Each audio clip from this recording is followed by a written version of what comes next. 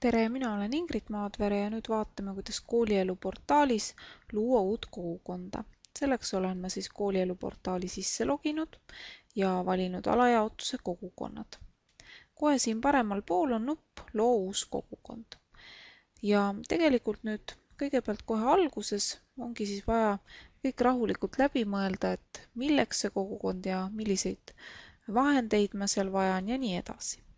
Ma saan panna kogukonnale ikooni või jätta siis selle tühjaks, et kogukonna ikoon lisab sellist värvi ja meelitab rohkem vaatama. Siis ma panen nime, et kui minul on näiteks haridustehnoloogide kogukond, siis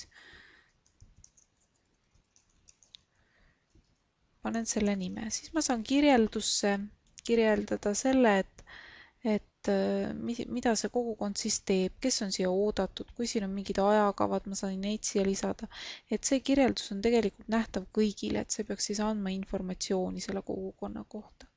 Siis on lühikirjeldus, kus siis paari sõnaga kirjeldatakse, mida see kogukond teeb. Ja siis saab lisada märksõnu, et seda kogukonda leida, et kui ma panin haridustehnoloogide kogukond, siis ma panen siia näiteks haridustehnoloog märksõnaks ja nii edasi. Siis edasi saan ma siia lisada erinevaid aineid, kes on siia oodatud, ma võin valida kõik või siis tühistada selle ja valida siis ainult teatud ained siia. Ma valin haridustehnoloogia. Siis on võimalik siia sisse tuua väline RSS, kui on kusagil mõni blogi või mõni muu lehekülg, mis võimaldab seda. Ja ma saan ära määrata, mis tüüpi see kogukond on. Kas ta on siis ainealane, huvialane, projektikogukond või õpikogukond. Minul on praegu ainealane, et kui on haridustehnoloogid. Siis edasi üks selline asi, et kui ma kasutan kogukonnas palju faile ja neid koguneb aja jooksul päris palju, siis on suhteliselt keeruline hiljem neid otsida ja leida. Ja selleks ma saan tegelikult juba praegu näiteks ära defineerida märksõnad, mis siis hiljem lisanduvad mulle siis faili kategooriatesse. Et ma panen näiteks juhendid, esitlused ja nii edasi. Et selle ma pean ka nüüd enda jaoks kõigepealt läbi mõtlema.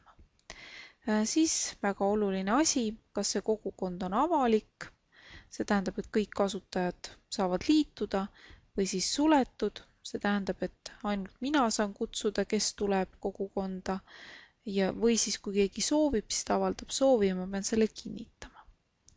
Ja järgnevalt saan ma nüüd otsustada, et mida minu kogukond siis sisaldab. Kas kogukonnal on olemas oma leheküljed? See tähendab, et ma saan teha sellise kodulehekülje moodi natukene struktuuri. Kas kogukonnal on oma ajaveeb, kuhu saab siis postitusi kirjutada, kas kogukonnal on arutelu foorumi moodi, kas kogukonda on võimalik faile lisada, siis kas on näha tegevused ja viited. Ja kui ma olen siis ära otsustanud, et mida ma tahan või ei taha, siis ma lihtsalt näiteks viited ei taha, panen ei ja ülejäänud jätan ja klõpsan nupule salvesta. Nii ja minu kogukond ongi loodud.